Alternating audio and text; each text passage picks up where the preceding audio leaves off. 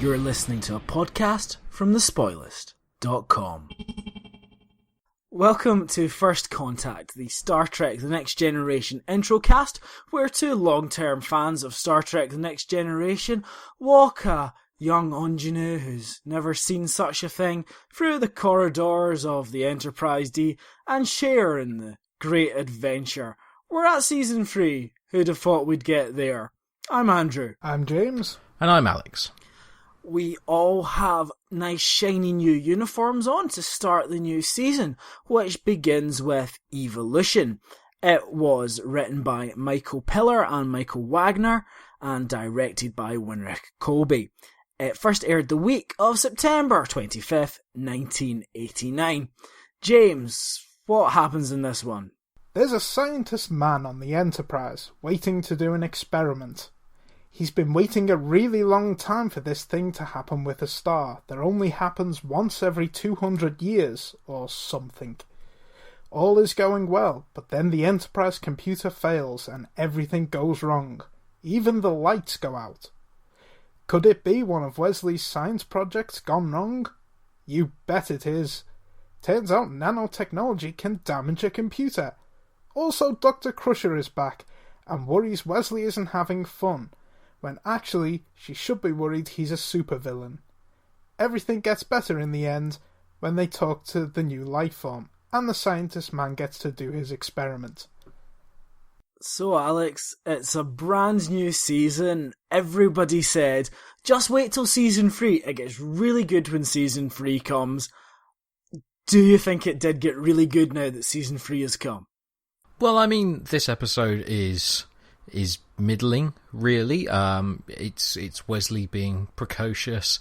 It's some bizarre character plot strand with Dr. Crusher, a guest star who's something of nothing, really. And at the end, it's sort of quite perfunctory. You probably wouldn't give it any thought afterwards. So can someone explain to me why I didn't hate it in the way that I did so much of the last series? Because it was written by somebody who understands basic television writing practices. This is interesting, because I don't think that this episode really is much better than a lot of the stuff we saw in Season 2. I was expecting you to describe it as basically fine, which it is, but it's better made, isn't it? I think that's it. It's exactly the same as what there was before, but the veneer is nicer. And that's in everything. I suppose if we go right to the start, these new uniforms, don't they just look like they always should have looked? Why did they look like they were stretchy and horrible and have these V's on them? This is surely what they had in mind from the start. I mean, yeah, pretty much. Everything looks better. The costumes are one obvious element, but just the whole thing looks glossier. It's remarkable the difference between the two series, really. Though to be fair, part of that might be to do with the fact that you were watching Season 2 on Blu-ray, which they kind of messed up a little bit. Oh, did they really? Yeah, they shipped it out to another company so that they could do 2 seasons at once, and that didn't happen again. I've got to say, I was watching this on Blu-ray for the first time.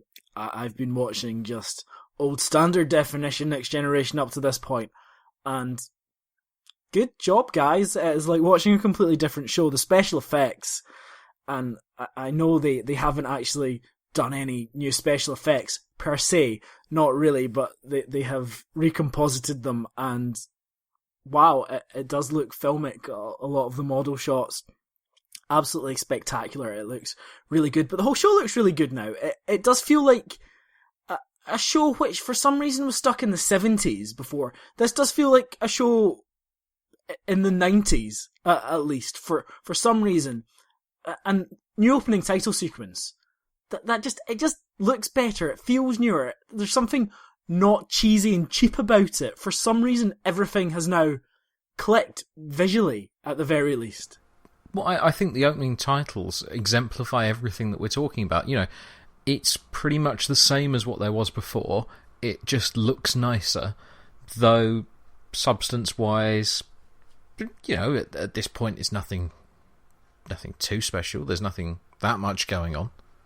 I think the real change with this episode is, the dialogue and the character moments. They are far better than we were getting in season 1 and 2. But that is surrounded by a filler episode, and it's opening the season with a filler episode. Some of the character stuff is better. Some of it. I would argue that Dr. Crusher's plot with Wesley... Does Wesley have many friends? No. Yeah, okay. I'm not touching the quote, I missed about 2 inches of him with a barge pole. But even that stuff, and it's really basic, and it's a bit ridiculous, and it's not massively interesting, but it's characters interacting with each other in a basically believably human way, and there's a little bit of conflict going on. They've broken Gene Roddenberry's box a little bit. It just feels assured, I think. Even if this isn't particularly dramatic, it's absolute fluff. But there is a bit of a new confidence. I don't know if that's behind the camera. I don't know if it's a happier atmosphere on set with the departure of the old head writer. I couldn't possibly comment. I wouldn't say this might be an atmosphere where Gates McFadden felt that she was comfortable to return to the show because certain presences that might have been abusive towards her had left. I couldn't say anything. I wasn't there.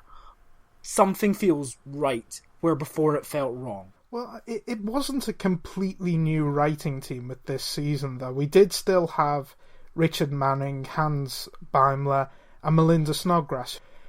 And, you say that some of the writers didn't get along with Maurice Hurley. Well, the old writing team didn't really get along with the new writing team who were brought in, including the writer of this episode, Michael Piller, who, on the back of this episode, was taken on board as a staff writer.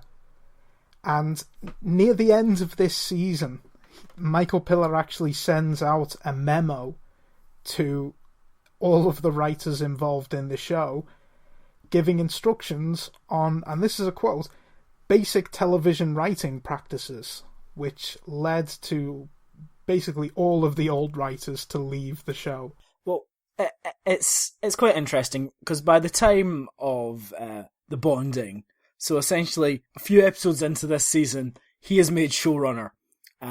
He's put in charge.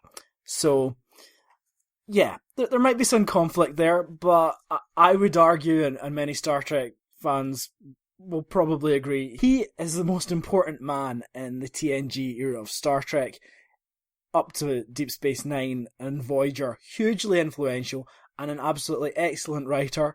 Perhaps a film stumble along the way, but nonetheless, a very interesting guy, and a guy who actually really knows how to write, and about structure, and about character, and what a dude. We'll talk more about him as the series goes on. We'll talk more when we get to a good episode of his, which there are many. Possibly the season finale would be a very good time to talk about Michael Piller. To give him his dues, even in the duller moments of the episode, there is a sort of a slightly higher sense of urgency to some of the stuff that's going on, which is not a word I'd necessarily ever associate with the Next Generation. But, even in their meeting, they're standing up. Well, I think the problem I have with this episode is, if it was episode 19 of this season, it would be fine. I would just pass over it and I'd think that was a fine episode of Star Trek. There we go, that's gone now.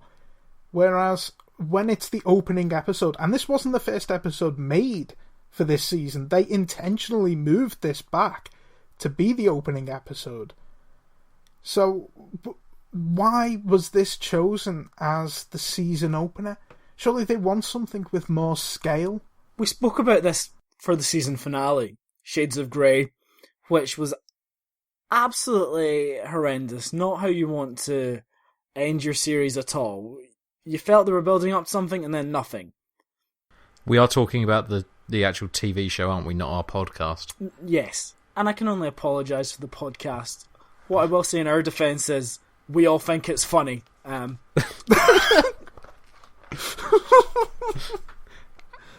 none of us are sorry.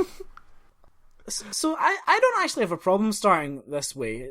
Russell T Davies on Doctor Who always used to start in quite a fluffy way, and in a show that is pretty much episodic, does it matter if an episode basically exemplifies the very nature of episodic television in that, yeah, it's a perfectly pleasant way to pass 45 minutes with a decent enough guest star sort of doing things. It's not great, it's not bad, but could they have started with a big Borg episode? Maybe. They've not really done anything with them yet. Maybe they'll get to that at some point. But, I'm okay with this as a start to the season. There was a nice little dropped line to the Borg, as if to say, oh, there could be exciting things coming. I mean, not really this week, but maybe. Also, we've got, let's deal with all of this right at the start, the return of Dr. Crusher, as if she's never been away. Nobody says Pulaski at any point, and they do sort of feel the need to give her a plot line. It's not, I'm coming back onto the Enterprise and it's weird, it's, I'm stalking my son and it might be a little bit creepy. They do mention Pulaski, don't they? I'm sure I've got a quote here from Picard.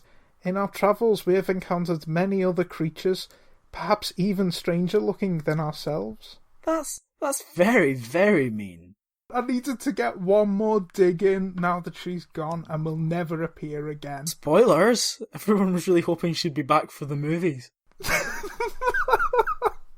Okay, so let's get to the actual meat of the episode. That there is some. There is. Stubbs has come on board the spaceship, the Enterprise, and he's there to see the birth of a new star or something like that. It's a big stellar explosion, and that's exciting for him because he was a protege, a bit like Wesley. We've got some thematic resonance going on there, and he's come to see that. And could his experiment all go wrong because of just a damn malfunctioning ship? Yes. Yes, of course it is. I mean, you couldn't have an episode where the Enterprise actually works, could you? I mean, it does all feel very sort of been there, done that. I mean, I realise that the exact intricacies of it aren't, but the idea of them accidentally creating something or something tiny or data-based, getting into the ship and causing the ship to go haywire, that feels very familiar. It wasn't that long ago, though, that the ship did go all haywire.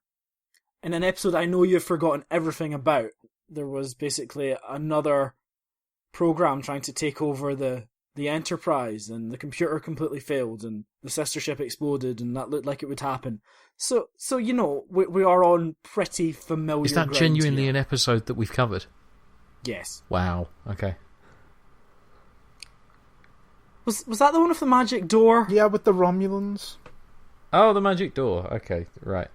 But yeah, the Enterprise computer has failed before in a fairly similar way. But isn't there a line to say, oh, the computer can't just fail? This has never happened on a Federation computer before. For what was it, something like 79 years? I think it was like the original series reference, maybe. Again, to give this episode its dues, it may be treading over old ground and whatnot, but some of the way that they played with that idea was nicer than when we've had it done previously. Some of the malfunctions with the ship, it suddenly switching into a chess game or playing Stars and Stripes Forever, is a more amusing way of dealing with a ship malfunction than what we had previously. There is a mystery element to it for a while. It doesn't really seem clear what's been going on. But actually, this was all set up right at the very start of the episode, where the HD camera goes far too close to Will Wheaton's face.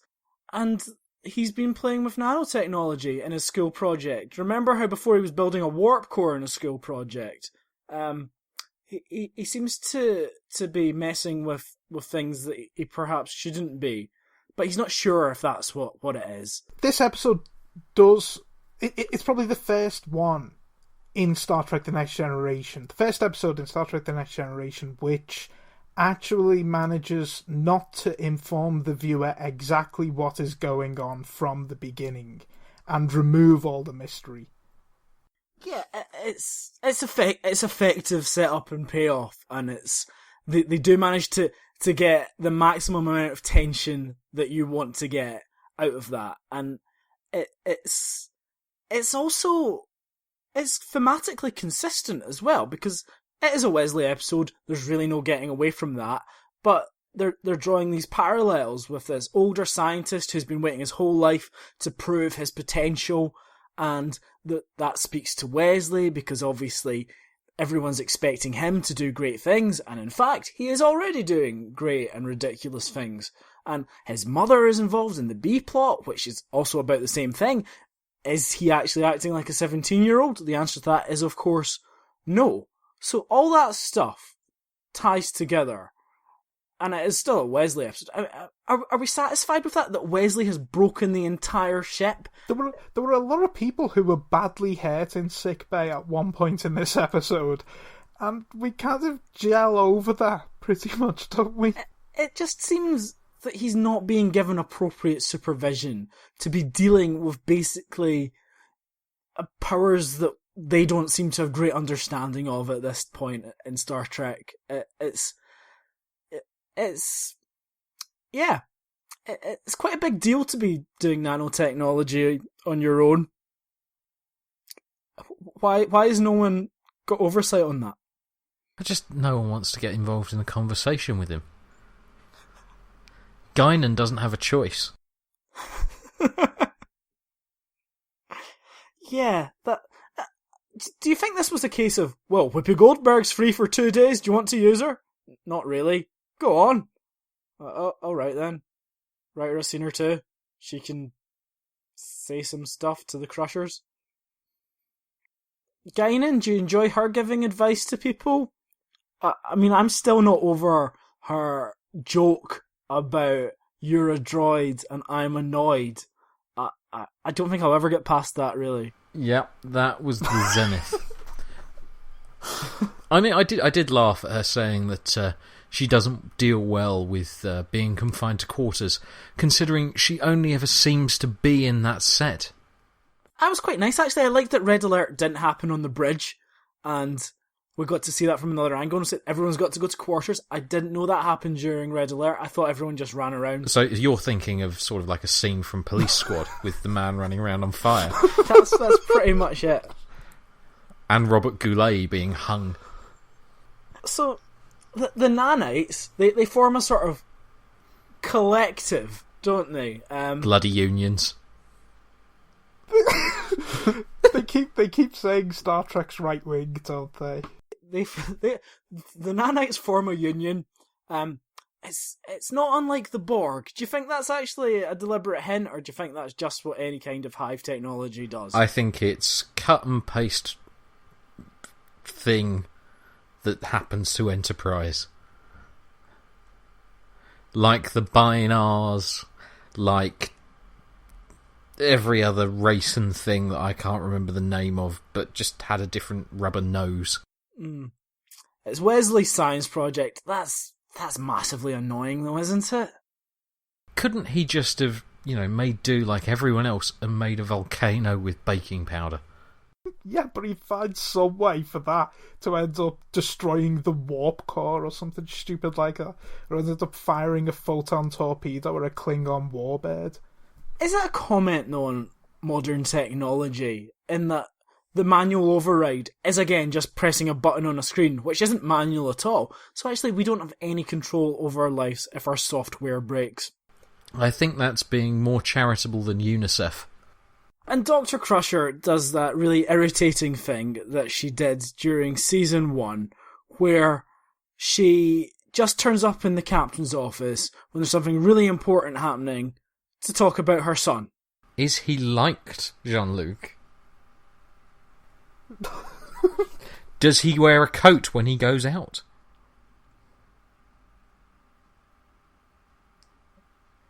Is he familiar with the play Metamorphosis? It seemed very ridiculous, I think, at the start of season 2, when you just had Wesley there without his mother on the ship. But actually, now, is that missed? Is it welcome to have her back as this presence?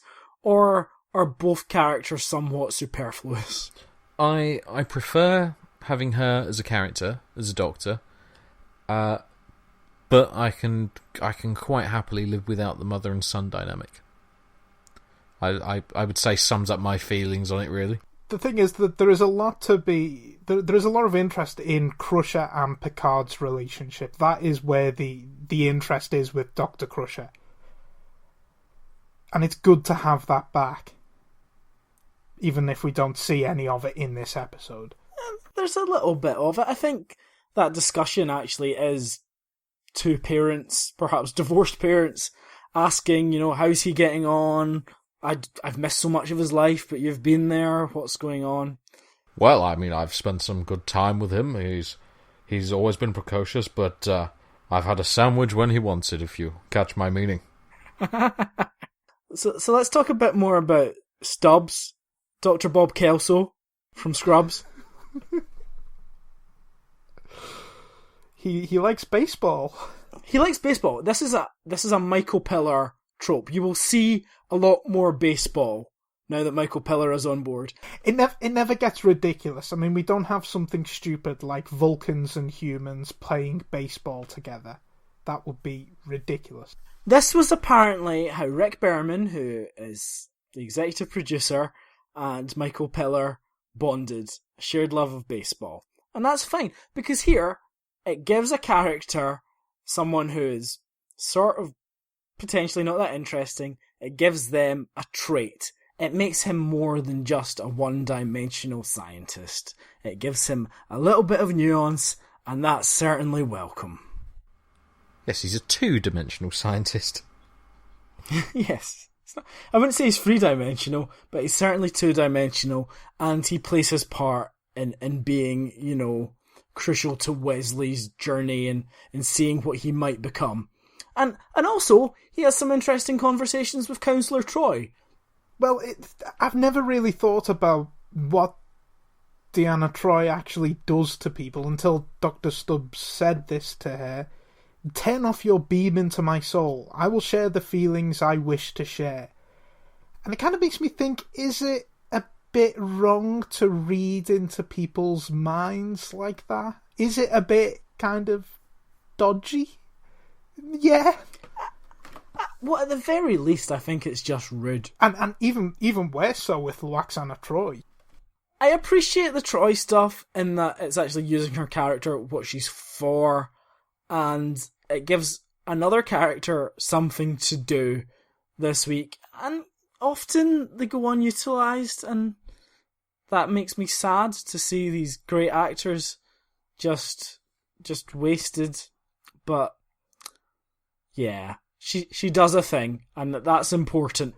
But do you think the fact that Dr. Stubbs brought up how uncomfortable he was with what Deanna Troi was doing is kind of...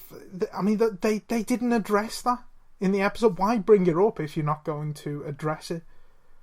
In the end, they're saying, this man who's been waiting his entire life to do this experiment is unreasonable because we've screwed up again. And he's almost made out to be the bad guy of the episode. And in fact, he is perfectly in the right all the way through. All he's asking for is a ship that doesn't fall apart because they've let some 17-year-old have the run of it.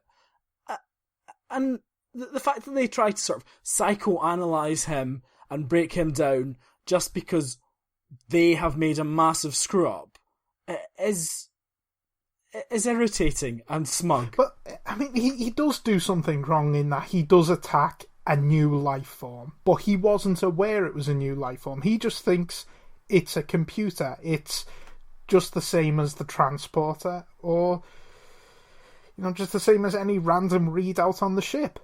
And at what point does Dananos become a life form? who can say? But they have encountered a new one, and that's important because that's what Star Trek is all about. And Wesley has created a new life form. And they're going to put them on a planet. I'm not sure that's a good idea. Wouldn't they just swarm and eventually take over the entire universe? What do you think of Data being used as the vessel to communicate? Is that a good idea, or does that seem incredibly hokey?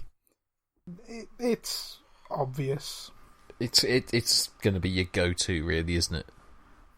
It's also another case of, let's give Brent something to do. So he doesn't just have to be Data. We like him. He's a good actor. Let's do something with him. And it's kind of nice that we have this big cast and they're trying to utilise all of them. I would rather it be that way. I feel we sort of reached the end. I mean, a rushed ending, I would say, in that we spoke to them, it was all fine, they fixed the ship, everything went well. Isn't that super? Yes. Now let us never think about this episode again. But it is a rushed ending. They did kind of run out of time. And the sad thing is, it does feel quite well-paced throughout. And then we have this sudden ending. It's quite steady throughout, isn't it? I mean, TNG is quite often at a slower pace. But yeah, it's at a slower pace, but it is steady, and then you're right, it just sort of jumps to the ending. But I didn't feel as if we were in the middle of a worthy enough episode for me to care. Put it that way. It's everything, though. You know, we resettled the nanites. The man got to do his mad science experiment with his egg, and look, Wesley has friends, and that's the one that sort of sticks with me, because there was no way up to this point I've seen him interacting with other human beings his age. Where did they come from? There was that kid on the holodeck when he threw a snowball at, was it Picard? And everybody got ill from the holodeck. Yeah. Everyone caught a cold. And there was that other guy who apparently he knew who stole the shuttlecraft as well. Yeah. He has friends. Okay, well, I've run out of stuff, but maybe there's some more odds and ends that we can throw together in the place we like to call Quickfire. Quickfire. Well, it's a new series and a new quickfire, so I think we should really start off with the most interesting facts. So we're going to go to that perennial favourite, the Nitpicker's Guide for Next Generation Trekkers. And we have, after Stubbs kills the nanites in the upper core, Troy visits him in his quarters. However, there is no door opening swish during the shot of Stubbs when the door must have opened. This is very significant, because the person who dubs in all of those swishes is very good at what he or she does. This is one of the few times where the person missed. I think we all noticed that, and we were all upset by it.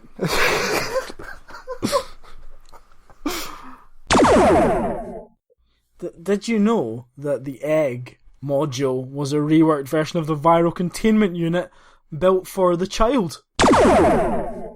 Geordi and Worf have been promoted, apparently. Again. Geordi's been quite heavily promoted, hasn't he? I mean, you're not suggesting that now certain elements of the production staff have left, that suddenly the black characters are being promoted? I wasn't suggesting that, but Geordi is promoted to Lieutenant Commander, and Lieutenant Junior Grade Worf is promoted to Lieutenant. Ken Jenkins, who we've mentioned, he went on to play Dr. Kelso in Scrubs for like 9 years. You probably noticed that. Michael Piller, he would go on to co-create Star Trek Deep Space Nine, Star Trek Voyager, and write Star Trek Insurrection. So, highs and lows there. One scene cut for time's sake included a corridor conversation between Wesley and his friends, pointing out how immersed in work and cut off from social life he'd become. Scott Grimes, who would later go on to star in ER as Eric, and Amy O'Neill as the blonde Annette. That rounds off the first episode of Season 3. Thank you very much for joining us once again, and we will be back again soon talking about the Ensigns of Command. I hope you'll join us then. But for now, goodbye. Goodbye. Goodbye.